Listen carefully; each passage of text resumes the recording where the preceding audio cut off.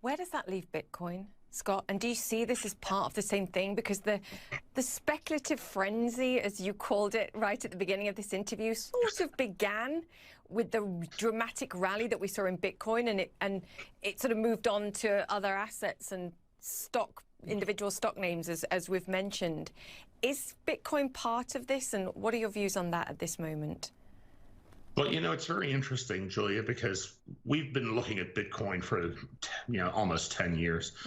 And the size of the market just wasn't big enough to justify institutional money. As the total market cap of Bitcoin got bigger, around 10,000, it started to look very interesting.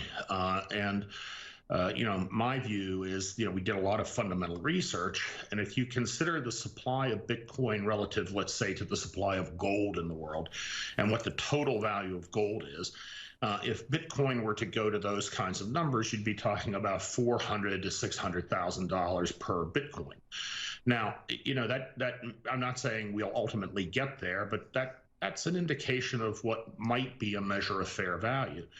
That gives you a lot of room to run. But then when you consider that within a course of a month, we went from 20,000 to 40,000 on Bitcoin, that smacks of short-term speculation. And so I agree with you. The speculation sort of got started there.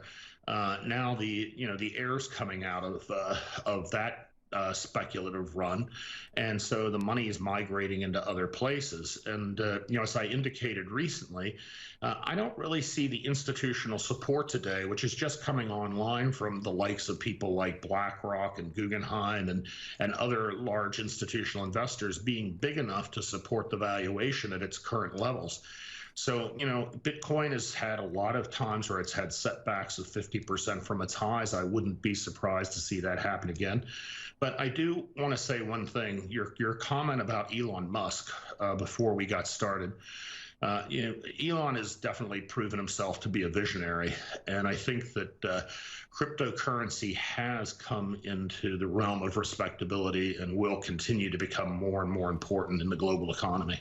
I just wonder whether the perceived interference in what we've seen for things like GameStop, perhaps the lack of success in moving a market like silver, pushes that money and that interest back into something where there's less interference in something like Bitcoin, or at least the perception of it. Well, it's interesting. There's a lot of potential targets out there for speculative activity. Among those, of course, people have been talking about SPACs, special purpose acquisition companies.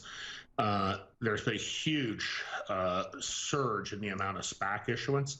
So, this money will find another home, and they will find another speculative asset to push up. And it's going to be something that's got to be thinly traded. It can't be something like gold or silver where you have large amounts of it and it's traded every day.